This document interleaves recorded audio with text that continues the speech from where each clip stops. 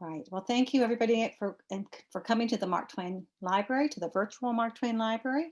And tonight we are very fortunate to have back with us some experienced homeschooling parents from the Connecticut Homeschool Alliance. And they are here tonight to share with us about how to create an inclusive curriculum for your children. And so I'm going to introduce you to Rebecca Champion, and she is one of the founders of the Connecticut Homeschool Alliance and one of the administrators. And she is also the mother of a 9-year-old that she homeschools. And so I'm going to let Rebecca introduce you to the rest of the panel, and we'll get started with our evening. Thanks, Rebecca. Thanks, Blaine. Hi, everyone. My name is Rebecca, like Blaine said. I am one of the founders of the Connecticut Homeschool Alliance. On behalf of our group, I'd like to take this opportunity to welcome all of you here and to thank Elaine and the Mark Twain Library for inviting us here to share with you. Just a little background, the Connecticut Homeschool Alliance was founded in 2020 by a group of homeschoolers looking to change the face of home education in Connecticut. When people think of homeschooling, they often have a particular image that comes to mind, but that image is not really representative of the true diversity that exists in the homeschooling community. There are homeschoolers of all races, religions, socioeconomic statuses, background, family structures, and at CHA, we welcome, encourage, and support all Connecticut homeschoolers. We believe our diversity is our strength and that knowledge and representation matter. Our Facebook group is a great place to get all sorts of information, support, connect with other homeschoolers, ask questions, find events, and opportunities around the state.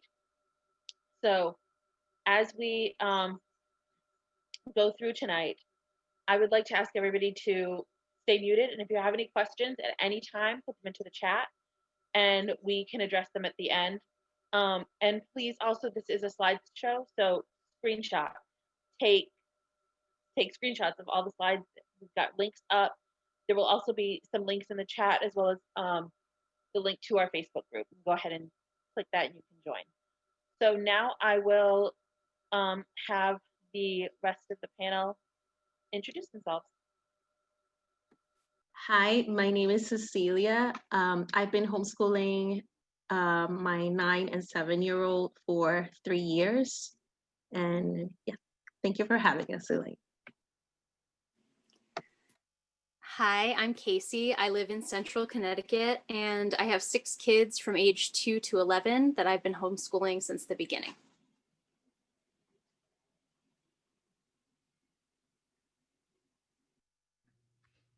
Hi, I'm Kim. I'm from Central Connecticut, and I have 4 kids from 6th grade down to a toddler that we've been homeschooling from the beginning.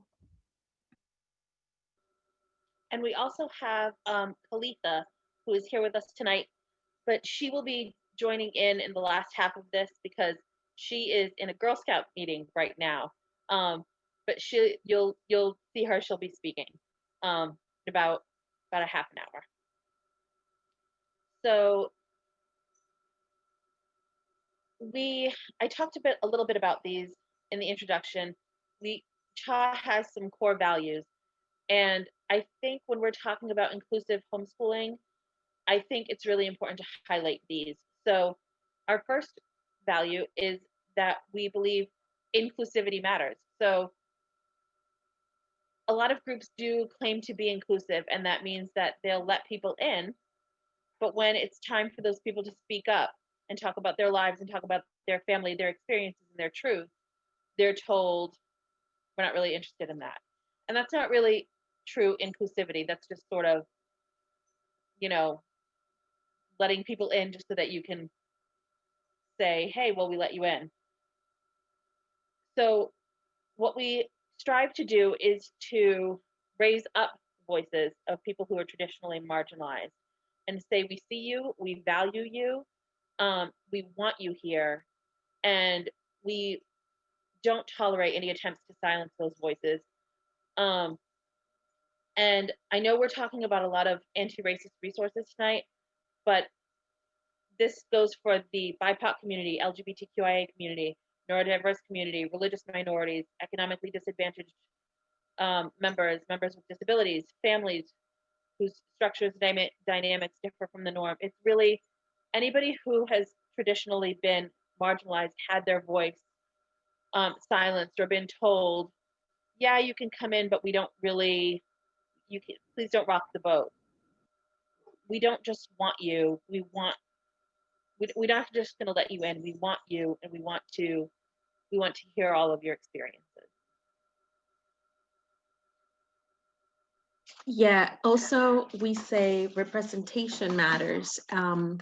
We know that the homeschool community is very diverse, and for us it's very important to represent all of that diversity, all the homeschoolers, and also to have them in our team, to have a team that represents, you know, the diversity also, that has people that come bring different experience, have different life experiences, beliefs, and from all, you know, areas of the, you know, different races, different, like we were saying, we want to make sure that our team is representative of the diversity in homeschooling. And also we say knowledge matters. We believe that knowledge is power because it helps us better prepare and plan. It also is key to avoid confusion and to falling into the trap of misinformation or fear if you have the knowledge with you. And lastly, we believe that connection matters, and that's why CHA strives to be a place to connect homeschoolers across the state. We can work with each other, create learning opportunities with each other, hopefully in the future. Right now it's a little hard with COVID. Ask each other for any knowledge or wisdom that we might need to find. We've so far we've established a space just in the last few months where people have asked all sorts of questions and gotten great answers. So we want to plug that, come to CHA and ask any questions you have, and you can get connected with people all across the state.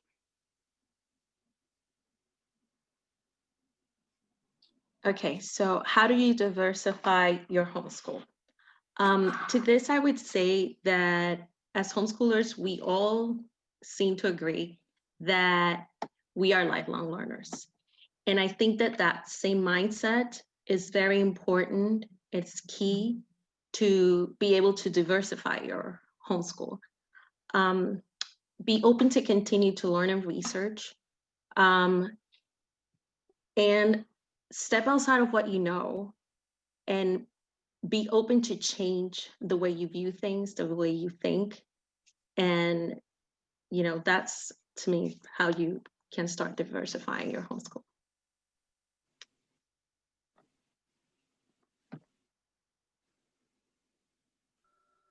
So I would say that one of the most important steps is modeling inclusive behavior for your children. You are your child's first teacher. So your attitude is going to set the tone for your homeschool, your attitude about groups other than your own, especially marginalized groups. You want your child to see you reading books, diverse selections of books, diverse authors, see you making an effort to learn, to grow, to see you listening to viewpoints of others when they share their experiences, and your willingness to expand your circle. Yeah, speaking of expanding my circle, so several years ago when I first started getting involved in social justice work, one of the first questions that I heard was like, look around you, like who are you surrounding yourself with? And I realized that most of my friends were white. I was in a pretty, I always say homogenous, I never know how to say that word, homogenous group of friends. And as I started doing social justice work, I joined the racial justice team at my church. I started working with a local nonprofit, and also just working with CHA and meeting other homeschoolers from diverse backgrounds. I naturally expanded my circle, and the diversity level went way up. And my kids, I could tell that they noticed and they appreciated having a wider group of friends and learning about diverse groups of people that before we had never done anything. Like Indigenous Peoples Day, we got to celebrate this year by learning from Indigenous people in a park having a presentation. So And skipping down to toys and dolls, because I have a toddler, I purposely bought black and brown baby dolls for my toddler because kids learn subtle racial messages from their parents from a very young age. They've done studies with preschoolers and even babies. And so that's just a simple little way that I can just introduce diversity in my home and expose even my 2-year-old to more diverse toys. Yeah, we also sorry, yeah, I wanted to add something.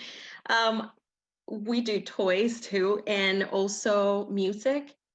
One way that we have found that you can learn about people's different cultures or experiences is through music and musical instruments. We ask ourselves questions like, where did this rhythm or style originate from?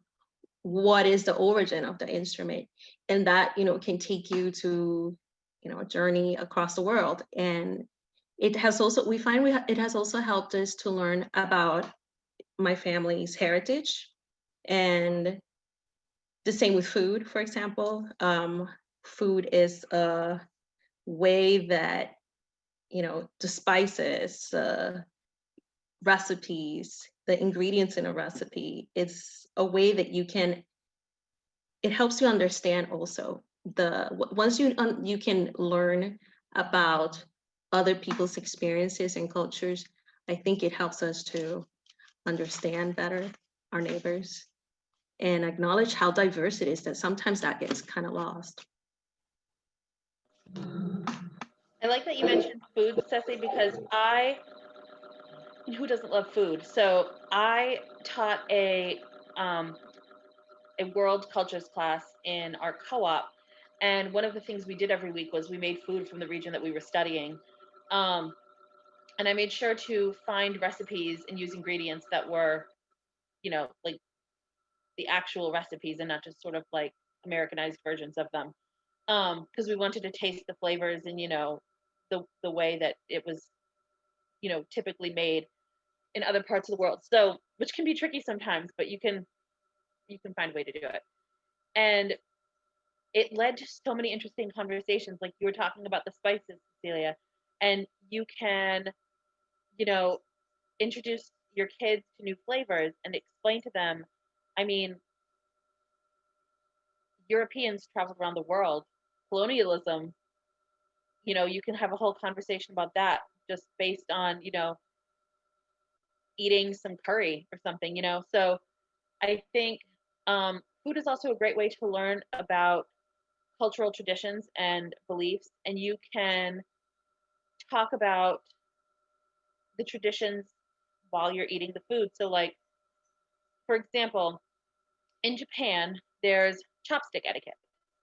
So, and there's etiquette in all sorts of places. It's just that's what came to mind. So there's rules about what you can do with chopsticks and how you should use them. And so if you're making a dish with your kids and you can talk about that, you can look it up, you can learn about it as a family, and you can be respectful of people's cultural traditions while you're learning and eating some really good food.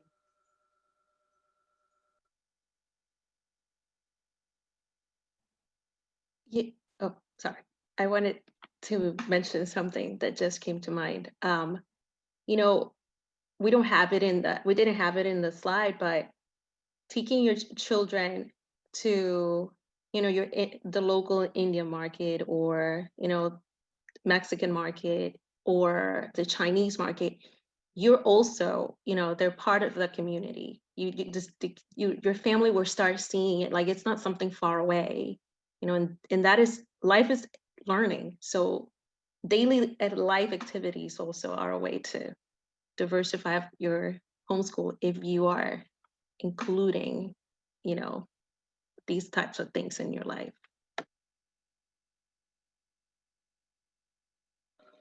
Okay, so children's books.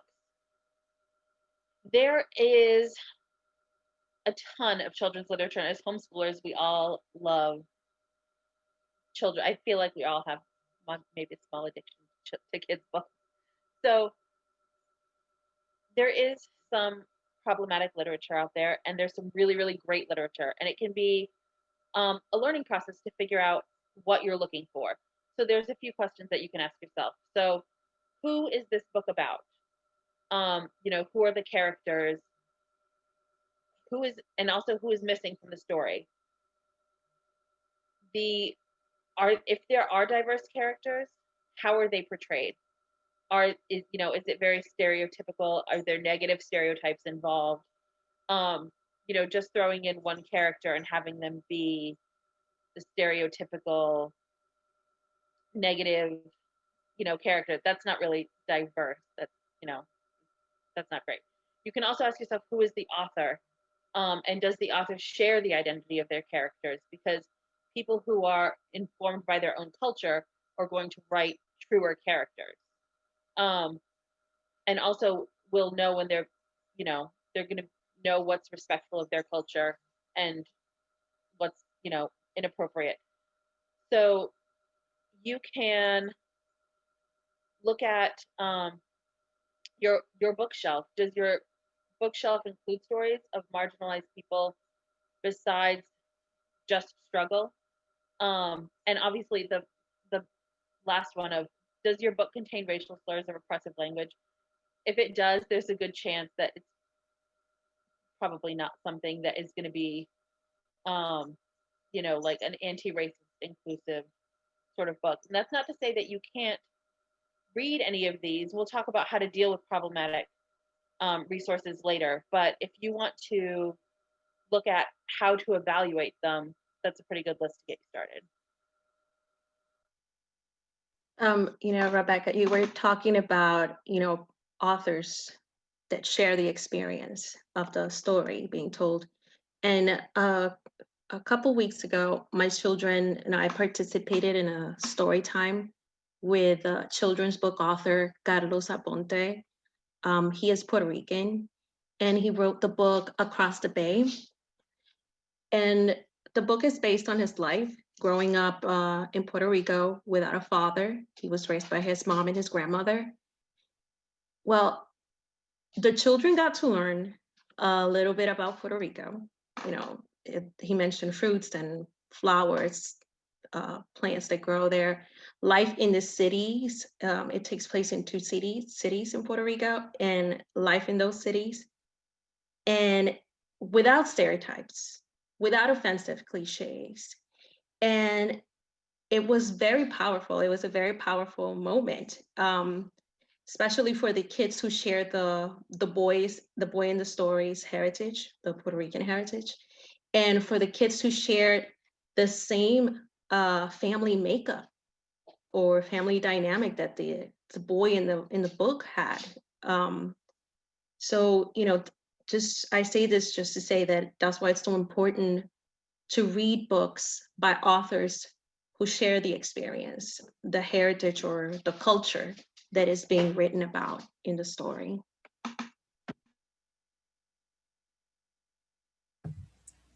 Yeah, there's also something to be said for books that are using struggle versus trauma. I know that sometimes it's frustrating and even sometimes offensive for people of color to see so many books that with the main characters or with a lot of the characters portrayed in negative lights. So the books only talk about the slavery, or the books have the characters listed as gang members or poor single parents or children of drug addicts or those sort of things. People of color are more than just their struggle and their trauma, and families of color are normal families with normal experiences and want to see themselves represented that way in literature and on screen. And it's just really important for your children to read books with them portrayed in normal lights as well. It really does a disservice for children to only see diverse characters portrayed negatively, and just creates more that you'll have to undo in the journey to becoming inclusive. So that's something to keep in mind.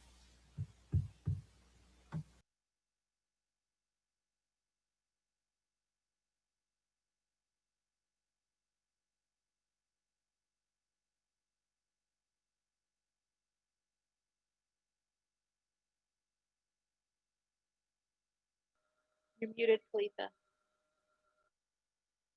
So I'm so very sorry that I jumped in late. Are the audience seeing the slides? Did I miss that part? Yes, or I only see the main front slide. Okay, good. That's all I wanted to know. So I was like, wait, they can't see the slide. All right. So how do you find and evaluate activities and resources? There are tons of resources for diverse books. One that we especially like is My Reflection Matters. It's a website with anti-racist resources, and it's actually run by a Connecticut home educating parent who's made it her mission to make this available for all people and to make folks aware of all of the wonderful resources that there are for inclusivity and diversity and opening up your mind and your children's lives to these resources. So definitely check that out, myreflectionmatters.org. And there's also Here We Read, which Cecilia can talk more about. I know she loves that one. Yeah, Here We Read, I stumble upon on Instagram. Instagram has a lot of cool stuff for homeschoolers and diverse homeschoolers. And so she's a Black woman from Connecticut, actually, and she has the list like so organized. She covers everything. There's African American picture books or chapter books, multicultural picture books or chapter books. She has everything. She even covers the Caribbean, which to me that was very exciting because I struggle finding books about that. And religions, holidays, everything. And she has it so organized. To me, that was very easy. I do want to add also with My Reflection Matters that Chimay Morales, the founder of My Reflection Matters, she also does workshops about anti-racism and things like that. So she's, yeah, something to know. There's another one, What Do We Do All Day? That was one of the first book list websites that I found when we started homeschooling a few years ago. And this one, like Here We Read, is specific to inclusive, diverse, own voices, things like that. What Do We Do All Day is really more of like a general book list, but there are some really great resources. If you look up some words like own voices or diverse, you can find one of my favorite lists is if you liked this classic book, you would love this more diverse book. And it's a great way to just get more and more kids literature. Can I add something? Sorry, Casey. There's I forgot to mention that with Here We Read, she also has about lists for like voting. There's also lists about anti-racism. There's really, it's very wide, the list. And finally, AICL, if you're looking for books about Indigenous folks that aren't problematic, that's a really great resource. They have reviews of different books, and they also have a lot of like own voices lists. So I've gone on there a few times when I wasn't sure if a book would be good to read or not, if the author was actually Indigenous. So it was really helpful.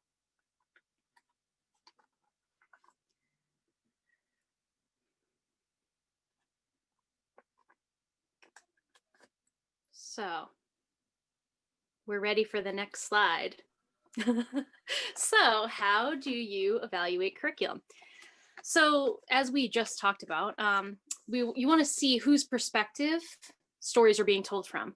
Is it an outsider perspective? I mean, are white authors writing, for instance, about the Indigenous experience? That's often going to be problematic. But if you search for, like Rebecca mentioned, like the hashtag own voices books, then you'll tend to get much better materials. You can read reviews, both good and bad, and also searching for whatever you're thinking of using, whatever curriculum, the name followed by the word problematic. If there are problems, you'll likely discover that a homeschool blogger somewhere will tell you about that. And The CHA Facebook group. We have a list of curricula, and we review some of it, just give you little summaries. If there's anything problematic, we'll note that. If you're in there and you're using a curriculum and there's something that you want to say about it, you can comment under it. So that way we could share this resource. And I think it's right now grouped by subject and basic, like elementary versus middle school versus high school. The thing to remember is that you're never going to find a perfect curriculum, but some things you might decide are deal breakers, some things you might be able to handle. I purposely wanted to search out inclusive materials this year. So when I did that, I found ones I've been happy with. They're not perfect, but the content creators got feedback from people and said, you know, this is a problematic resource, maybe you need to change this, and they're responding to that feedback. And so I think that that's like the best we can do. We're all learning, and as long as we're willing to listen and change when needed, when we get something wrong, I feel like that's something that's going to happen to everyone. And so it's a good sign for me if creators of curriculum are also willing to do that.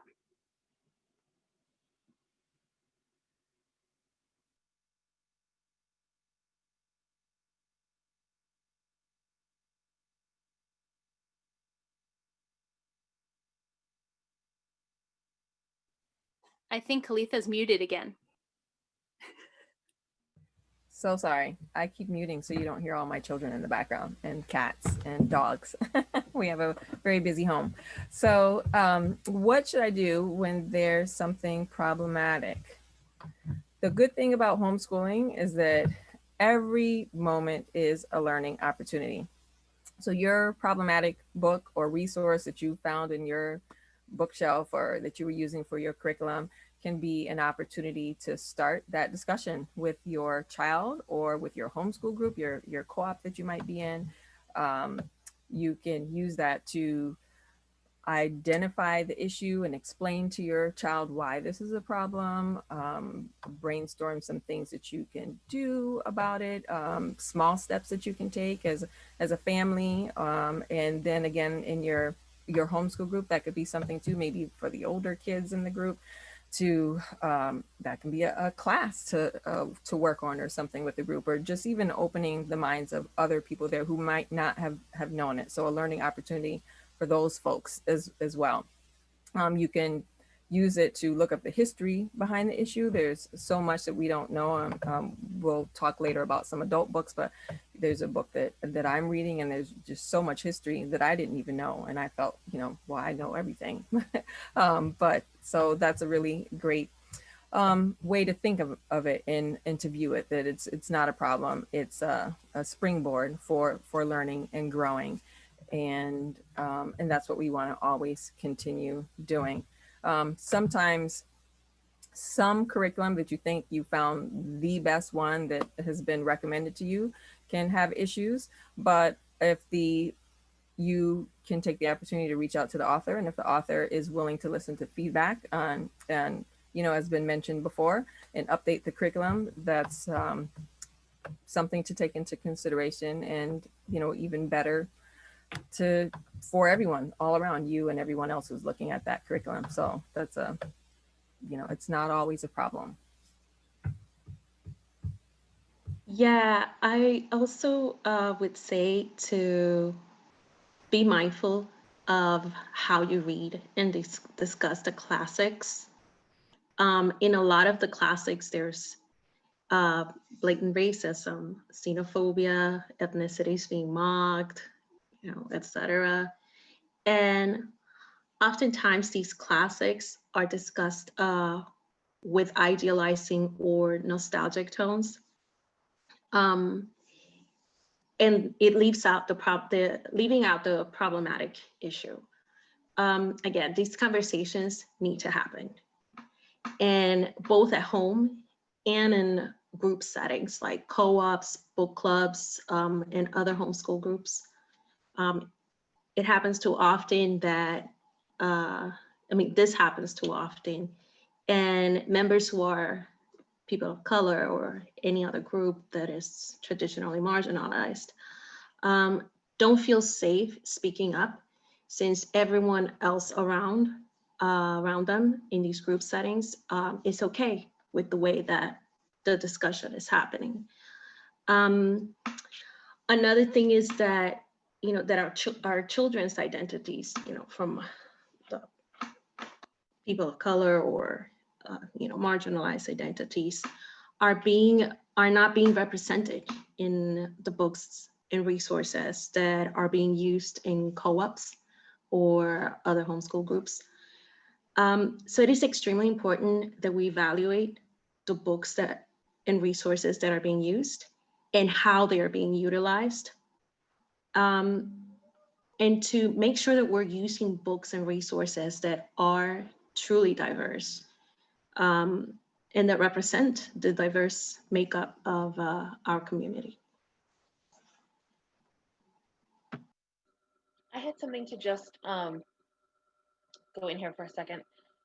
So I was actually having this discussion with a friend of mine recently. We were talking about classics and, the value of literature that might be problematic. And her kids are white, my son is Black. And I was saying to her that there are books that I will not read to my son because it portrays people like him in a very negative light. And she was saying, right, but there's literary value in it. And I said, no, I understand that. But if my son is reading this and it's going to be harmful to him, it's not just harmful to him. It's harmful to white children to read these negative stereotypes as well, especially if they're not challenged. So if you are looking at a book and you say, wow, this is really terrible, I wouldn't read this to, Indigenous children or Black children or gay children. But I'll read to my kids and I'll talk about it. Just think about, what message that's sending if you are going to include it, but maybe you wouldn't, if it's harmful, it's going to be harmful for everybody.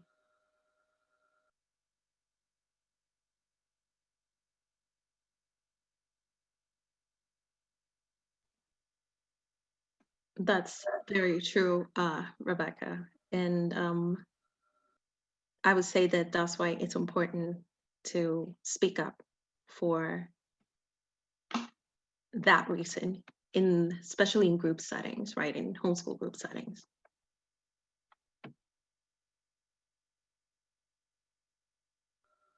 Okay, so this has been a lot. So you might be thinking like, what am I supposed to do with all of this? Okay, so the first thing I would say is examine yourself. We live in a society that we are all constantly absorbing negative messages about other people. We're constantly absorbing racism and homophobia and xenophobia and things like that. Whether or not we buy into it, it's all around us. So examine your implicit biases, maybe things that the stuff that you don't really notice, but it kind of gets in all of us. Take it apart, unpack it, whatever you want to call it. We are all still growing and learning, and it is a lifelong process, and nobody's going to get it perfect every single time. Have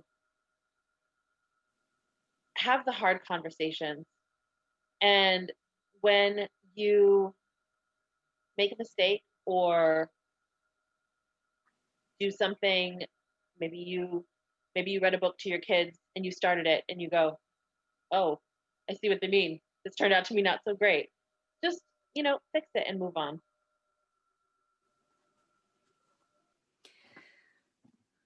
So as far as hard conversations, like we just talked about, Cecilia and Rebecca were mentioning, like we shouldn't leave Black, Indigenous, other people of color to have to speak up for themselves every time that something's encountered that's problematic. Like the white people need to step up to the plate, honestly, and use our privilege for the good of all the children in, say, a co-op setting, and especially the kids who could be harmed by some of the materials that are being used. Or I just think it's it's something that takes practice. Like it's not easy, obviously. I'm still practicing with my own family members, but it's something important for people with privilege to do.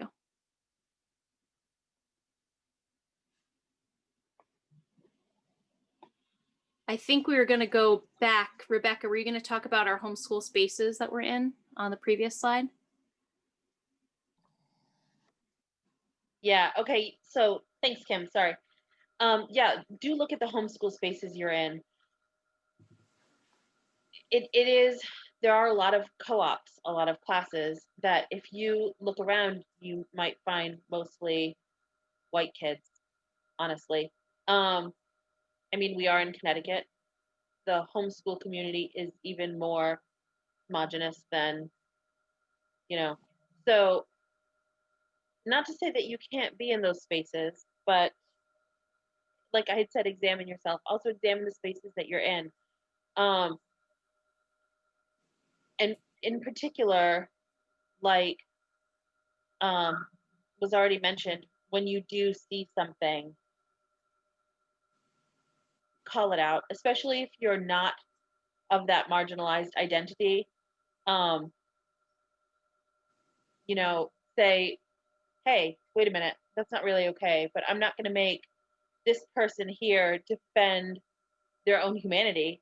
I'll speak up. I'll say that's not acceptable. This book doesn't belong here. That comment was not appropriate. Things like that.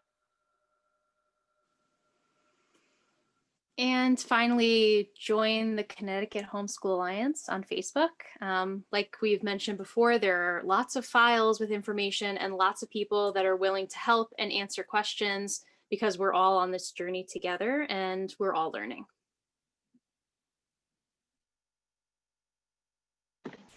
Yeah, also, a way that we have all used here is looking for book lists online, again, Google.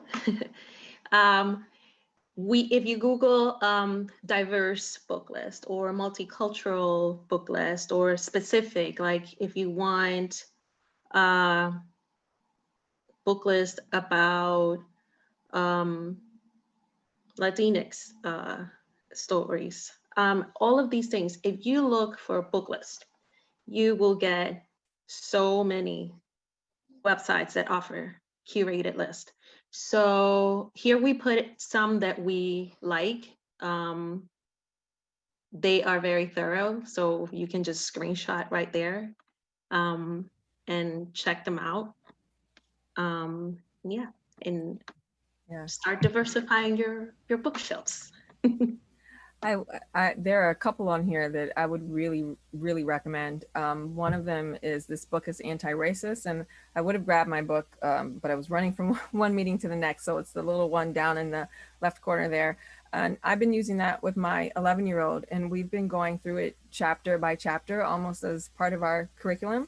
And it's so wonderful and explains all of the terms that even for an adult, for me, like it's been great for me to know what all the terms in, and breaks down all the acronyms, and then has a little activity at the end of each chapter. And so sometimes we've done some journaling, we did an individuality map, and so after each activity, she and I discuss it and talk about it, and how does that make you feel, and what things do you think we can do.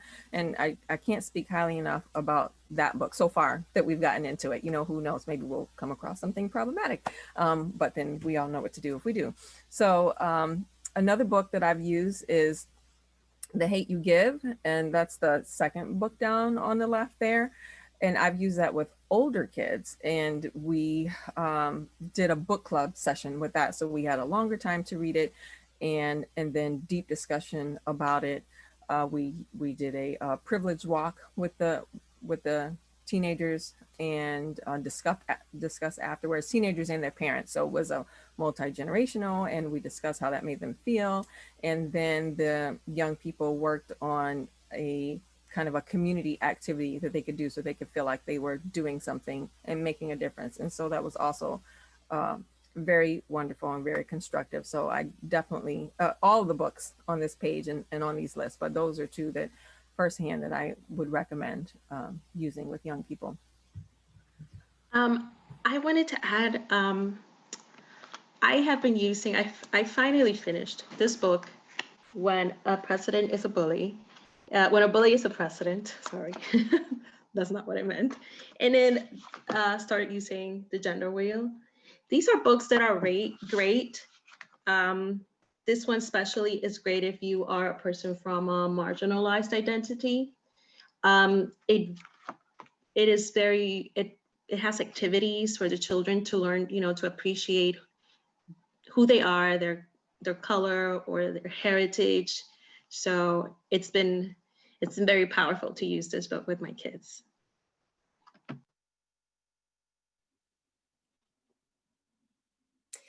So confronting racism in your homeschool, it's more than just reading diverse books to your kids. It's also about keeping on learning and growing as a parent. I personally have learned a ton through the racial justice book clubs that I've been in. There's one through my church where we've read White Fragility. So you want to talk about race? We're reading My Grandmother's Hands right now. And I would definitely plug So You Want to Talk About Race as a very good like 101 introduction to a lot of different issues surrounding race. It's broken down by chapter. You could, if you're interested in learning more about police violence specifically and that issue, there's a chapter on that. There's a chapter on cultural appropriation. So there's different thematic topics. It's a really great intro. And then like a more 201 level book would be White Fragility, which is worth the inevitable discomfort if you're white, to push through, because I learned so much from that book. Another really great one is Stamped from the Beginning. That one is, I'm actually in a book club for that one right now, and every time we read a new chapter, there's so much that, like, things that you knew but you didn't really know. You know, it's a lot of the origins of racism and when things started and where they started and why they started. And every chapter blows me away. So if you're, I would read that one. That's fantastic.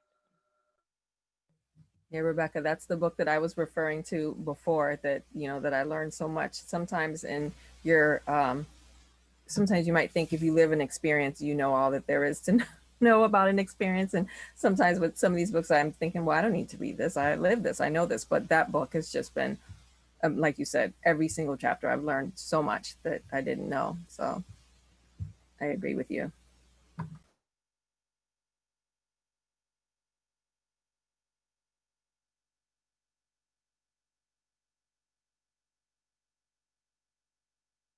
I think we're on the next slide.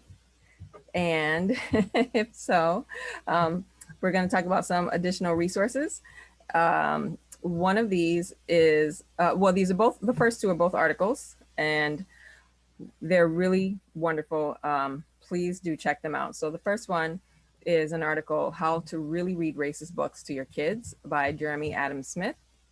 And this article is great because he breaks down the steps that you can take when you find a racist book. So don't throw the book out. Like we said, it's, you know, every problematic thing is not a problem. But he gives you some really clear steps that you can take. You know, openly discuss that racism exists. It's not enough to say, you know, my kids don't see color, because kids do, and it's natural and it's normal, and just use that to talk about that and talk about what that means and talk about what race and racism is with the children at the appropriate level that they are. He gives you tips on emphasizing our capacity to grow and to change, and that we're always learning, and life is a learning experience. And then he uses the phrase fostering the egalitarian impulse, and just really encouraging your children to adopt fairness as a goal, not to reject people because they look different, or, you know, those sort of things. So I definitely check that article out. And the next one is Problematic Books. What are they and how do I approach them? Another really step-by-step article that tells you what to do, you know, what tokenism is, how to look for the use of slurs. I mean, that's an easy one, but just specific things to look for with certain groups, and just really breaks it down for you to be able to assess your books and what to do with them, and then some, you know, some tips at the end of what to do with them. So please do check those 2 articles out. And as has been mentioned before, the Connecticut Homeschool Alliance is an amazing and wonderful resource for all of you and all of the folks that work so hard to make sure to provide things that will help everyone to grow and to help your children to grow. So definitely check that out. So all of this probably seems a little overwhelming. It might seem like a lot, but we're all learning. As we mentioned before, we're all learning and growing. It's a journey. Wherever you are on the road is okay. You just want to keep moving forward. So please join us at CHA on Facebook. We'll have a website up and running soon. And thank you for joining us tonight for this program.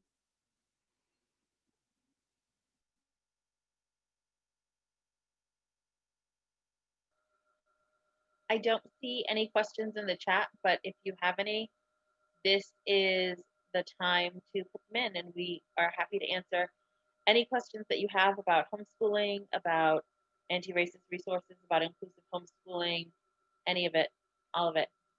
Hit us with it. While people are thinking up their question, maybe I can just let you know that the Mark Twain Library does have a series called Conversations on Race, and it's something we've developed with the League of Women Voters in our town. And it's an opportunity to bring people together to learn more and different perspectives, and to talk about their feelings and kind of work through the questions they have. And there's a discussion group that meets, and they sometimes will read a book, they'll sometimes watch a documentary or a film, and then get together and talk about it.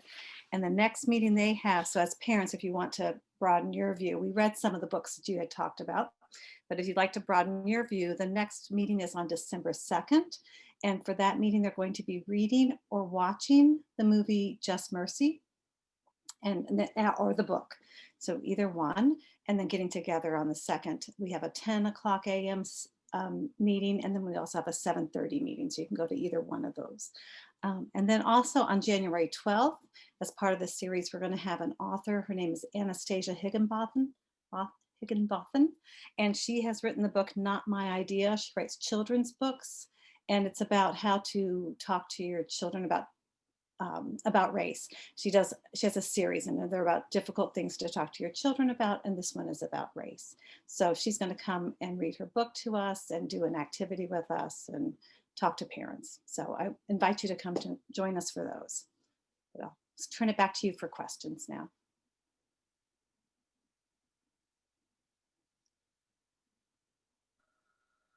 Does anybody have a slide they want us to go back to so that they can screenshot it? Something that you want us to talk about more, or anything?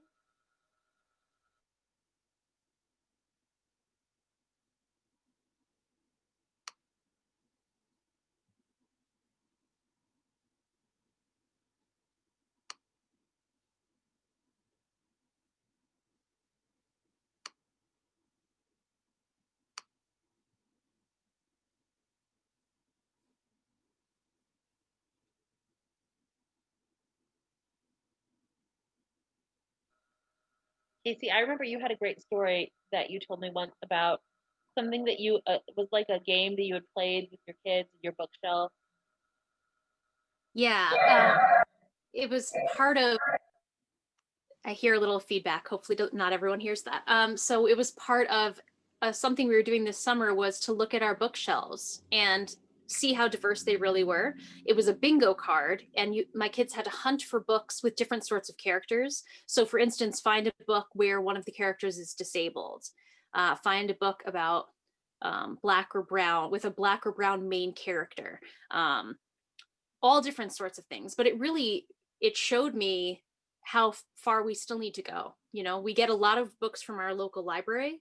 That's a really great resource, but I am now being more intentional after that activity and seeing how there was still just a lot of the same sort of characters on my bookshelf. So now I'm being more intentional when I go to like the Friends of the Library book sale locally or wherever I am, Savers thrift store.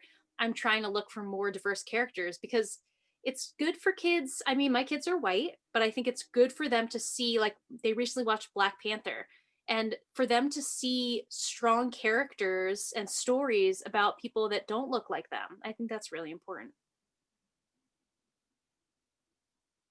Yeah, Casey, film is also a great way to diversify your homeschool, and it's easy. There's also my kids are hooked on the new Spider-Man movie, the animated one, Into the Spider-Verse.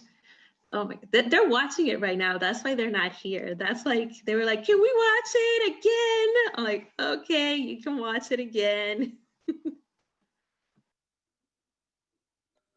You just said something, Casey, that reminded me that I would like to touch on. You said be intentional, and I think that's such a great piece of advice. And if you are new to diverse anti-racist work, that being intentional might feel really awkward and weird. Like you're sitting there looking at your book list going, okay, now I need to find books with Black girls in them. That okay? And it might feel a little bit awkward at first. But as you keep going and keep working and keep reading, it'll just start to become second nature where you go, okay, well, I'm putting together our book list for the year, the semester, or the month, or whatever. And you'll just start finding that you're including more diverse resources, more incorporating more things. You'll start finding that your social circle is expanding, and the intent, you still need to keep being intentional, but the awkward feeling of being new at it does start to disappear.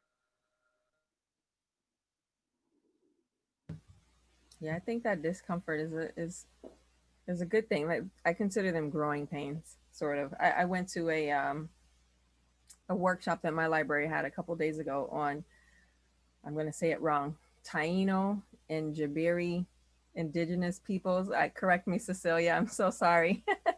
Taino in the Yoruba culture, maybe? There you Yoruba go. is from African heritage in the Caribbean. Yes, that was it. And everyone there was Spanish speaking, except for myself and the librarian.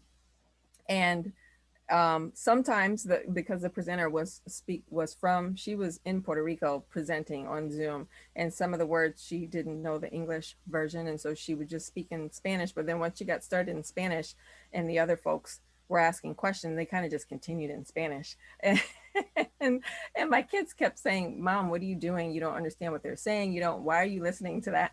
But I felt like the discomfort was good. I picked up pieces. She would go back to English, and I learned so much, and it was so beautiful being there and being part of it. And I just feel like the little bits that make me feel a little uncomfortable are growing pains, and I learned so much from them, and I welcome them. So What an awesome program, Kalitha. I wish I had known. It was amazing. And you were saying they continued in Spanish and all that. And yeah, it is very common for, if we're coming from outside at first, when everything's in English around us, it is definitely a new thing. And one learns so much to these growing pains. I like what you said there about growing pains, because it helps you grow too. Even if you're a person from, a minority, whenever you step outside of what a lot of learning and transformation happens.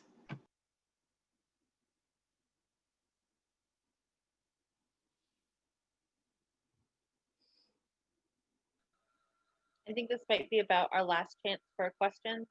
Anything anybody wants? I know we always end up getting our questions at the last minute, and I don't want to rush to answer them. So if you have anything at all, just pop it in the chat. And if you think of it later, join chat and ask it in there, and we'd be happy to answer you there. Well, if that's it, we just really want to thank you again, Elaine, for this opportunity to present here with your library. We really appreciate it. We want to thank you, all of you ladies, for giving of your time and your sharing your experiences and your expertise. You've shared a wealth of information with us over the last 2 weeks. So thank you. And if anybody couldn't make it last week, we did record last week and this week. So they will be up on our website. It'll probably take a week or two before they get there, but they will be on our YouTube channel, and you can access that on our homepage. So we appreciate you giving us the opportunity to record those so people can watch them at another time. But thank you everybody for coming tonight.